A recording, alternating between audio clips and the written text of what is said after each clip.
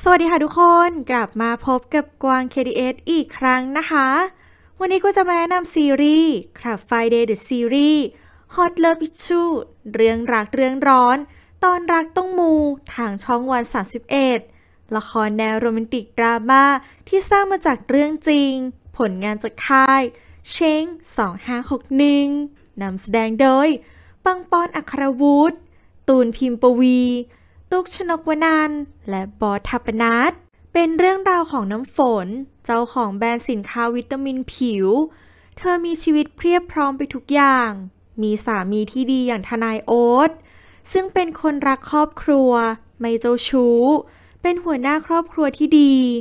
แต่ก่อนที่น้ำฝนจะมีชีวิตที่ดีแบบนี้เธอเกือบเคยฆ่าตัวตายพอถูกแฟนเก่าหลอกให้จัดงานแต่งงานแล้วเชิดเงินหนีทั้งยังเอาที่ดินของพ่อและแม่ของเธอไปเซ็นค้ำประกันเงินกู้นอกระบบจนเธอเป็นหนี้หลายล้านชีวิตน้ำฝนแทบไม่เหลืออะไรอีกแล้ว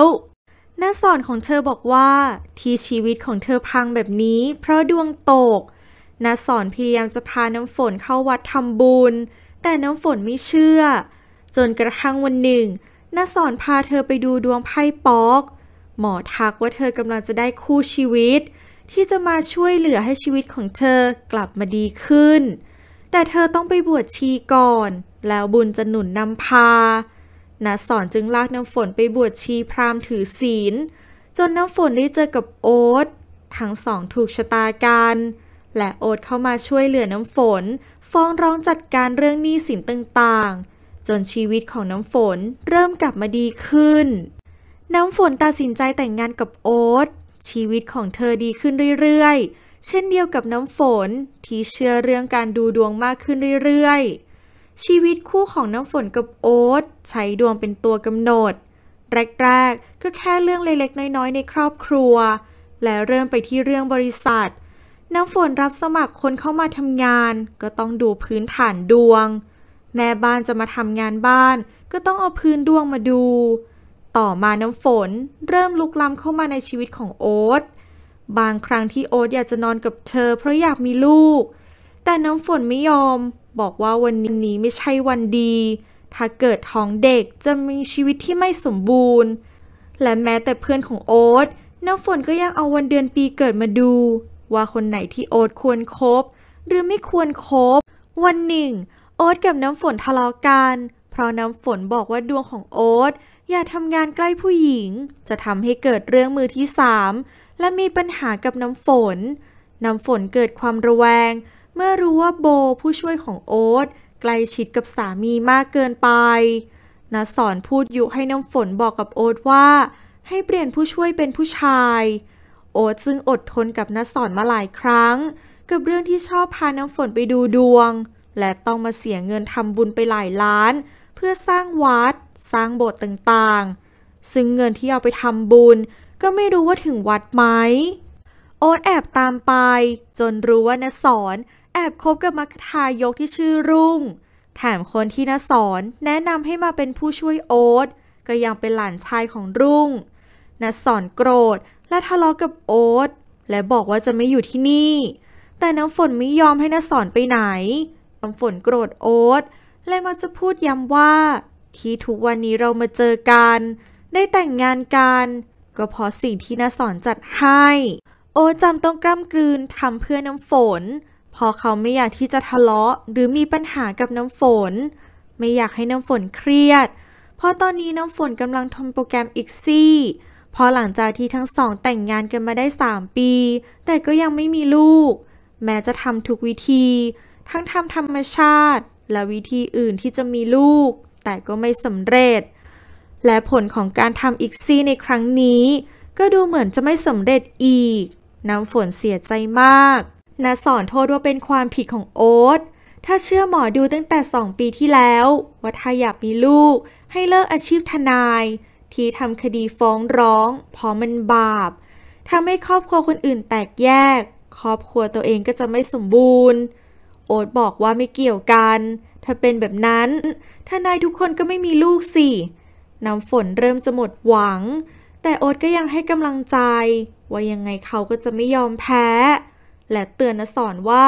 ถ้ายังไม่หยุดทำแบบนี้เขาจะแจ้งความจับทั้งณศรและรุ่งน้ำฝนไม่สบายใจเรื่องที่ท้องไม่สำเร็จณศรพาไปนั่งสมาธิถือศีลน้ำฝนได้เจอกับกัปตันหมอดูโหราศาสตร์หมอดูทักเรื่องดวงของน้ำฝนเรื่องการมีลูกไม่สำเร็จน้ำฝนแปลกใจว่ากัปตันรู้ได้อย่างไรและยังทายเรื่องอื่นๆของน้ำฝนได้แม่นอีกณศรบอกว่ากัปตันไม่ดูดวงให้ใครง่ายๆคิวยาวมากน้ำฝนคุยกับคนที่มาถือศีลบอกว่าหลายต่อหลายครั้งคนที่มีปัญหาเรื่องอยากมีลูกกัปตันเคยดูดวงและให้วิธีแก้ดวงจนมีลูกไปแล้วหลายต่อหลายคนน้ำฝนอยากจะดูดวงกับกัปตันจึงขอให้ณศรช่วยนัดคิวดูดวงให้โอ๊ตรู้เรื่องจึงตามไปด้วยกัปตันดูดวงให้น้ำฝนและบอกว่าที่น้ำฝนไม่มีลูกเพราะดวงสามีแรงจนทำให้ทับดวงชะตาของเด็กที่จะมาเกิดถ้าน้ำฝนอยากจะมีลูกวิธีเดียวคือเธอต้องแก้ดวงเธอกับโอ๊ตต้องแยกกันอยู่และน้ำฝนควรมีลูกให้เร็วด้วยพอดวงลัคนาของน้ำฝนก็เป็นรองโอ๊ตต้องมีลูกมาข่มดวงโอ๊ตไม่งั้นอาจจะเกิดถึงขั้นเลิกลาหรือตายจากกันน้ำฝนคุยกับโอ๊ตเรื่องแยกกันอยู่โอ๊ตไม่ยอมและขอร้องให้เลิกเชื่อหมอดูและเตือนน้ำฝนว่าอย่าเอาชีวิตของตัวเองไปวางไว้บนคำพูดของหมอดูพวกนี้แต่น้ำฝนไม่ฟังเพราะเธอเชื่อว่าชีวิตเธอมีทุกอย่างแบบวันนี้ได้ก็เพราะความเชื่อการทำนายของหมอดูน้ำฝนกับโอ๊ตเริ่มระหองระแหงกันไม่ว่าโอ๊ตจะเตือนอะไรไปน้ำฝนก็ไม่ฟัง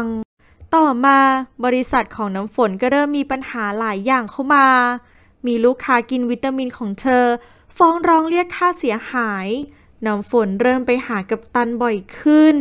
เพื่อให้ช่วยดูดวงและแก้ปัญหาให้กับเธอโอ๊ตยิ่งโกรธเพราะแทนที่เกิดปัญหาน้ำฝนควรจะปรึกษาสามีอย่างเขาแต่เธอกลับฟังหมอดูจนสุดท้ายโอ๊ตทนไม่ไหวบอกว่าจะขอแยกกันอยู่กับน้ำฝนเรามาดูสิว่าดวงชะตาชีวิตคู่ที่น้ำฝนฝากไว้กับคำทำนายมันจะทำให้ชีวิตของโอ๊ตและน้ำฝนดีขึ้นไหมคนสายมูในยุคสมัยที่เทคโนโลยีก้าวไปข้างหน้าอย่างรวดเร็วแต่ผู้คนจำนวนมากกลับขาดสิ่งยึดเหนี่ยวทางจิตใจจนกลายเป็นเปราะบางและหลอกง่ายเรื่องของความเชื่อเป็นเรื่องส่วนตัวแต่เรื่องของการหลอกลวงเป็นเรื่องของส่วนรวมชีวิตคู่ของน้ำฝนและโอ๊ตจะเป็นอย่างไรติดตามชมกันได้ในซีรีส์รักที่สร้างจากเรื่องจริง Club Friday The Series Hot Love Issue เรื่องรักเรื่องร้อนตอนรักต้องมูทุกวันอาทิตย์เวลา 22:15 นาทีทางช่องวัน31และรับชมย้อนหลังได้ทางแอปพลิเคชัน View ออกอากาศตอนแรกวันอาทิตย์ที่7 มกราคมค่ะชอบก็กดถูกใจใช่ก็ช่วยกด Subscribe แล้วก็ติดตามให้กวางด้วยนะคะและคลิปต่อไปกวางจะทำเรื่องอะไรรอติดตามรับชมกันได้เลย